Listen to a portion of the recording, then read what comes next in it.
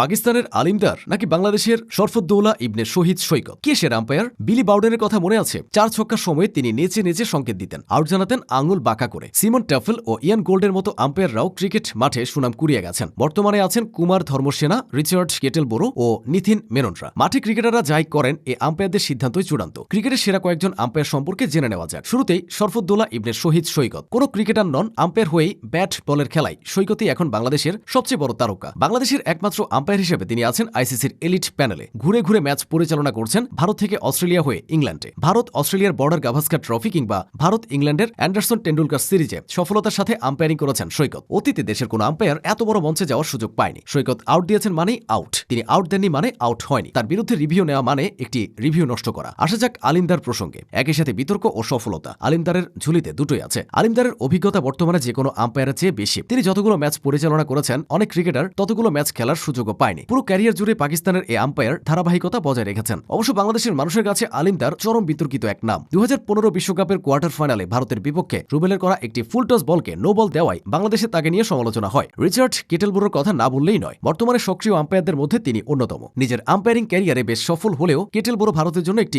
অপয়া নাম। ভারতের যে কোনো নকআউট ম্যাচে তিনি ফিল্ড আম্পায়ারের দায়িত্বে থাকলে ভারত সেই ম্যাচে হেরে যায়। অতীতে এমনটাই দেখা গেছে। 2019 বিশ্বকাপের সেমিফাইনালে অথবা 2023 বিশ্বকাপের ফাইনাল, গুরুত্বপূর্ণ এই ম্যাচগুলোতে কেটেলবোরো অনফিল্ডে আম্পায়ার হিসেবে ছিলেন। তিনি 2002 সালে আম্পায়ারিং শুরু করেন। প্রায় 2 যুগ ধরে সফলতার সাথে এই দায়িত্ব পালন করে যাচ্ছেন। আম্পায়ার হওয়ার আগে শ্রীলঙ্কার কুমার ধর্মসেনা ছিলেন জাতীয় দলের ক্রিকেটার হিসেবে ধর্মসেনা 1996 বিশ্বকাপও জিতেছেন। তবে তার পরিচয়টা বেশি একজন আম্পায়ার হিসেবে। ক্রিকেট ক্যারিয়ার শেষে তিনি আম্পায়ারিং এ মনোযোগ দেন। 2009 সালে ভারত ও শ্রীলঙ্কার মধ্যকার একটি ম্যাচে আম্পায়ার হিসেবে অভিষিক্ত হন তিনি। এরপর 2011 বিশ্বকাপে তিনি আম্পায়ারের দায়িত্ব পালন করেন। তারপর তাকে আইসিসি এলিট আম্পায়ারের তালিকাভুক্ত করা হয়। 22 গজের বাইরে ধর্মসেনা সোশ্যাল মিডিয়ায় বেশ সরব থাকেন। সেসব নিয়ে হয় হাস্যরস। বর্তমান থেকে অতীতে ফেরা যাক, যেখানে প্রথমে বলতে হবে কিংবদন্তি আম্পায়ার বিলি বাউডেনের কথা। আম্পায়ারিং এ নতুন ধারার সূচনা করা এই মানুষটাকে চেনে না এমন ক্রিকেট ভক্ত নেই বললেই চলে। তার সিগনেচার সংকেতগুলো এখনো ক্রিকেটে বেশ আলোচিত। বিশেষ করে আঙুল বাঁকা করে আউট দেয়া দেখালে যে কেউ বুঝতে পারেন এটা বিলি বাউডেন ওয়ানডে আম্পায়ারিং শুরু করেন 1995 সালের 29 মার্চ হেমিল্টনে অনুষ্ঠিত নিউজিল্যান্ড বনাম শ্রীলঙ্কার ম্যাচ দিয়ে। তার টেস্ট আম্পায়ারিং শুরু হয় 2000 সালের মার্চে